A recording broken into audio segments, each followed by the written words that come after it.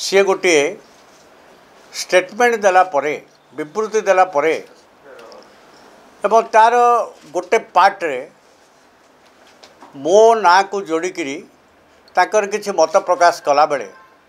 मु आपण मानक भली बहु विशिष्ट बंधु मानकर टेलीफोन पाई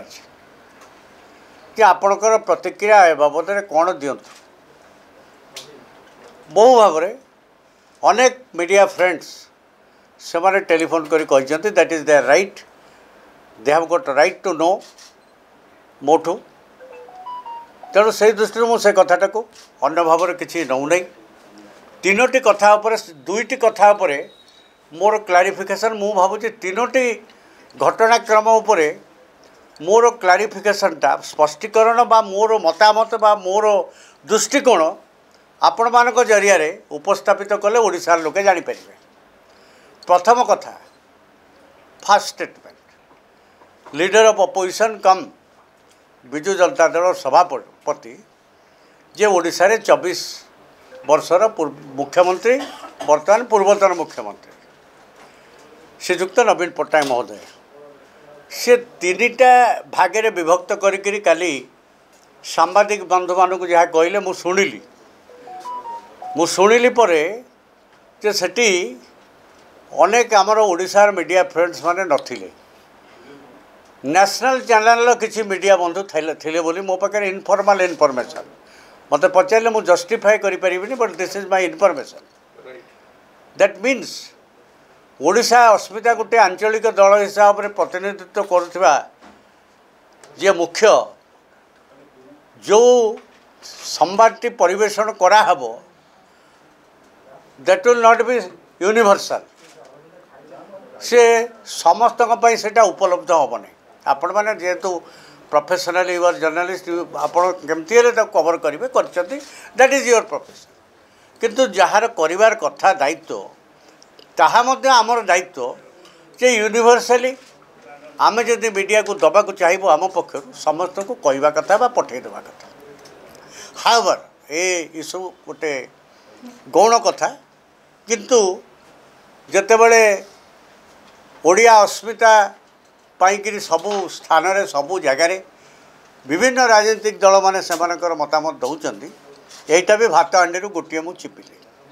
सेकेंड पार्ट कौन से वक्तव्य माननीय बीजेडी सभापति थिला जो मु डाकिबारु निमंत्रण कर आज आपण मैंने एत संख्यार आते मो बाबद थिला मु विजु जनता दल रे नाही मते गोटे केस रे आगुरु जेहेतु इनक्वारी स्टेज रे मते दल सस्पेंड करिथिला आज पर्यंत मु दल रे नाही बोली ताकर जो ऑफिस से ताको यही भलिया फीडबैक देखी मु भावुची बाय नाउ मते आपण मानक आ देखैबा को पड़िबनी आपण माने निश्चित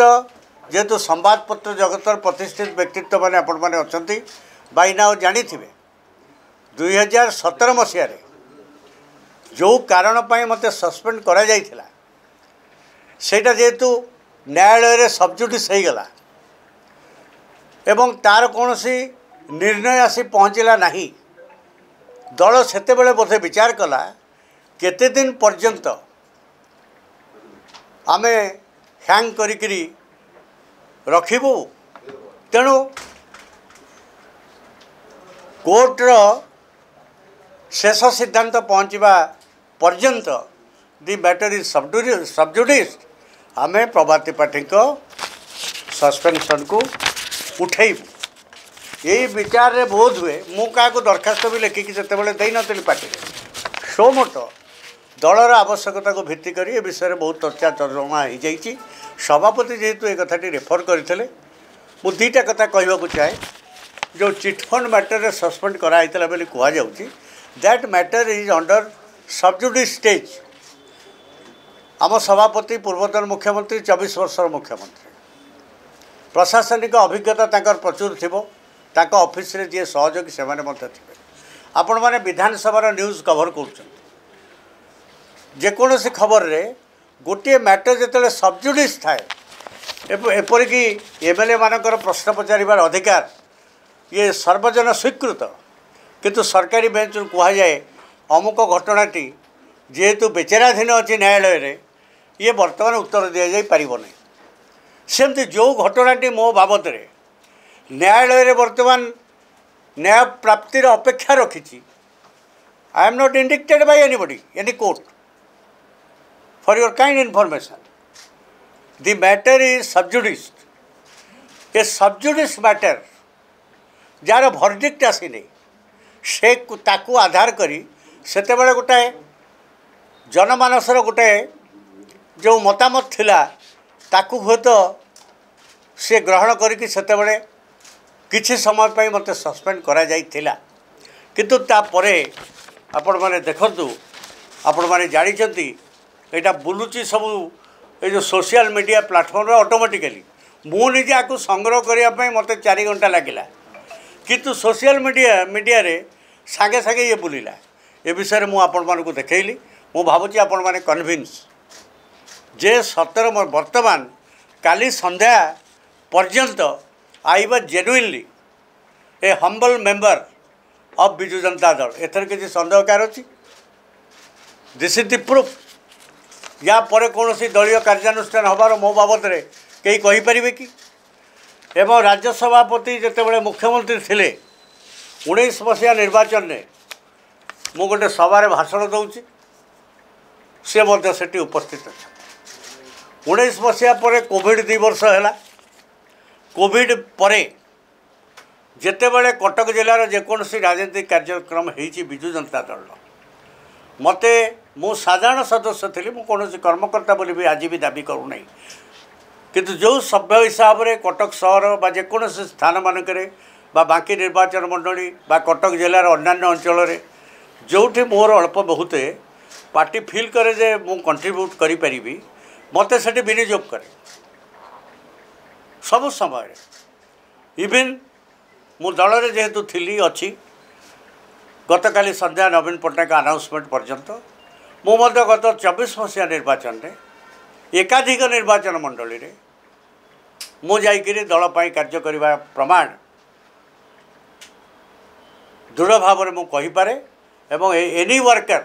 ऑफ बिजू जनता दल से माने स्वीकार करेंगे। ये सबु परे गोटे डेड इश्यू जो इश्यू न्यायालय रे विचार अपेक्षा ताकू ताको ऑफिस किभली भाव में गोटे स्टेटमेंट लिखिदेला मु तांको बहिष्कार करी बहिष्कार करवाटा आउ जते बळे निर्वाचन अव्यवहित पूर्व आवश्यकता को देखी डकरा पड़ा से कथा ना आउ गोटे कथा मत मु कहि भाभी से भावुची सेटा निष्प्रयोजन कारण किंतु ता भी कहवा उचित भावुची जी बर्तमान सबुठु द्वितीय क्षमता केन्द्र बोली बहुल भाव में चर्चा होची सी जिते बड़े 24 मसीहा निर्वाचन ने निर्वाचन पचारे जाइकी पहुँचुले से गोटे निर्वाचन सभारे मो सपक्षे ताकर वक्तव्य देते मोर बिना उपस्थित मु नी से that is also again viral in social media platform जे कौन जेते बड़े मिड डे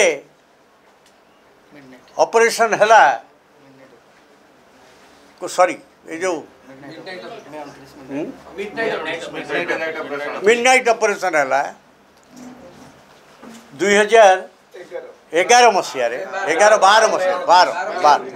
12 मसीह सेते बड़े दल पाई